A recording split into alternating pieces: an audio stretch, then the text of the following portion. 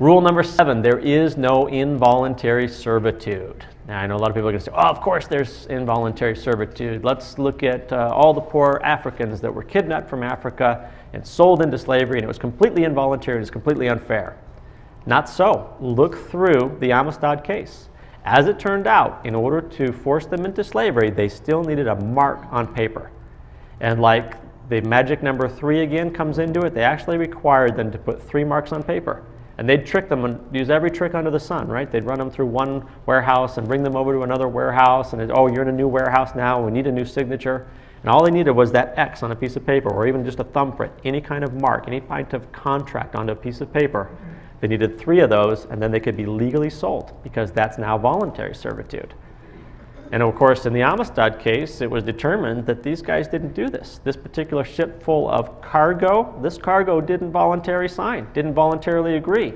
So even at the risk of destroying this newly formed corporation, the United States of America, it was determined that there could not be involuntary servitude, and that their captor not only had to set them free, but had to return them home at their own expense.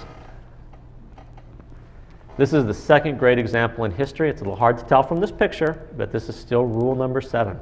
There is no involuntary servitude. This is a picture of Joseph, who has been stripped of his coat of many colors by his brothers, his 12 brothers, and he's being sold into slavery.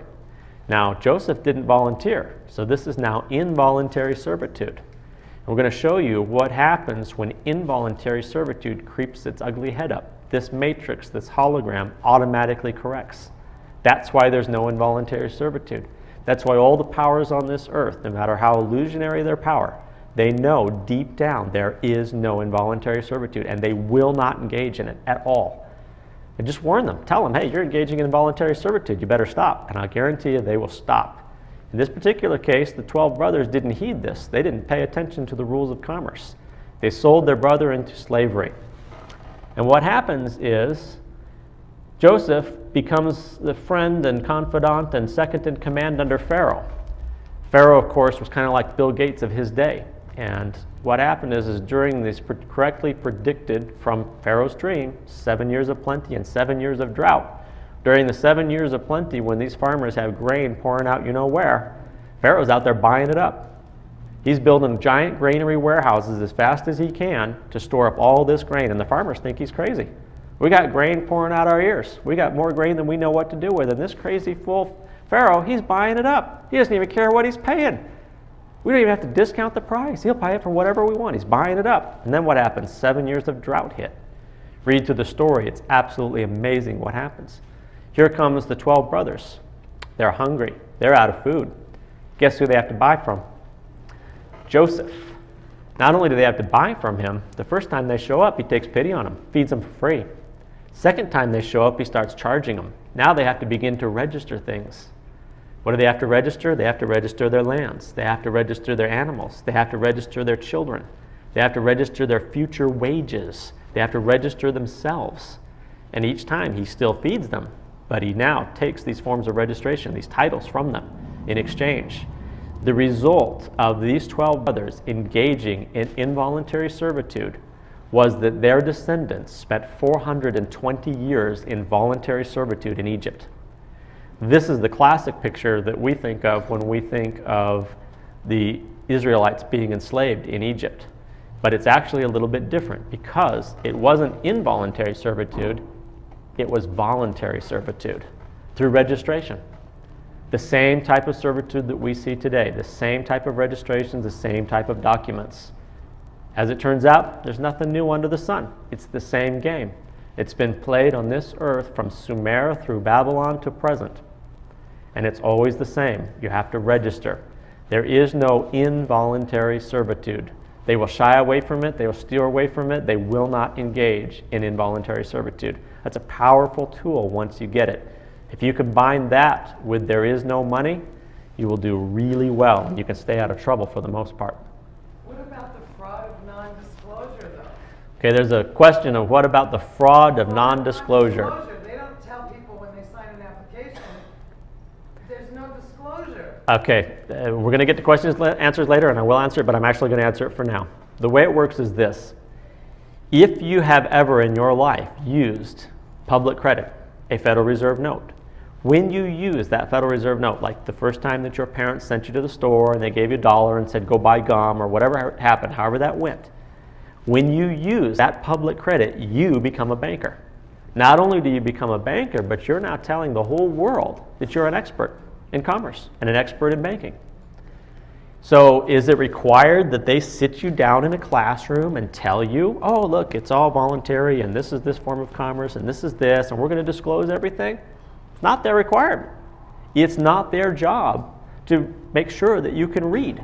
It's not their job to make sure that you understand the contract. Let's take a look very briefly, because I don't want to go into great detail, but mortgages. If you're looking at a deed of trust, read the deed of trust. A very good friend one time told me they made 2 mistakes. Their first mistake was they taught me how to read, and the second mistake was they gave me something to read. The deed of trust discloses everything. I hear this all the time. They've committed fraud, and I'm suing the mortgage company for fraud because they committed fraud, and therefore I'm going to win because they've committed fraud. Read the deed of trust and show me the fraud. They tell you in the deed of trust everything that's going to happen.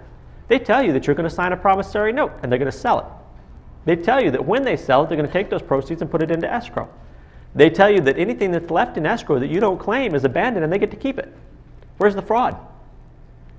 That deed of trust says that you're going to come in there with property which you hold fee simple and you're going to convey it to them and make them the landlord and you're going to become the tenant. Where's the fraud? They tell you that if you're the tenant and you don't pay the rent, we're going to kick you out. Where's the fraud? There's no fraud. They fully disclosed everything, not just within that deed of trust, not just within that specific contract, but within all of their Code of Federal Regulations, within the Uniform Commercial Code, within everything they do. You can actually look out there and observe commerce, and the full disclosure is right there in front of us. Did they tell us that if you don't take care of the state's child is they're going to send in the CPS and take the child? Absolutely. Did they give you the full disclosure? Did they even put the story on the news so you can see how it goes? You bet they do. It's our job to educate ourselves. It is for a lack of knowledge that a people become enslaved, right? So the handout is designed to help you with that. It's designed to steer you in the right direction and to show you that disclosure. And there are some really great websites that do a better job than I can of describing the deeds of trust and describing what's going on in them. And you'll see, man, there's no fraud at all. The cool part, though, is that a deed of trust, like all other unilateral contracts, has a simple remedy. And it's actually within the document itself. So that's all I'm going to cover on mortgages, unfortunately, because, again, I don't want to cross that line into interfering with commerce. Continuing with Rule 7, there is no involuntary servitude. Now we might look at this and say, well, this is pretty harsh here, and they've got the guns drawn on him, and where's the voluntary part? The voluntary part was back when he signed that application for the driver's license. Back when he obeyed his first command and looked into the eye machine. That's the voluntary part. Gold chain round your neck, nothing to me. Diamonds in your teeth, nothing to me. You could be rolling 22s, nothing to me. You're listening down with the truth, now that's something to me. Know thyself, seek and ye shall find. I tell you this now, it's in no African mind. Searching, diamonds, gold, silver, platinum, them the kind of things, illusions you fathom. Yeah, they call it magic, right, you're right, it's tragic. I know, clever what they done, fantastic. Come against me now, you end up in a straitjacket. I'll prove you illiterate, one question, the language. Now who's the pickle in the sandwich? This kind of knowledge that you're hearing will damage you, destroy you. Don't worry, I'll employ you, get you back on track, so you can defend your own attack. Gold chain round your neck, nothing to me. Diamonds in your teeth, nothing to me. You could be rolling 22s, nothing to me. Down with the truth, now that's something to me. Gold chain round your neck. diamonds in your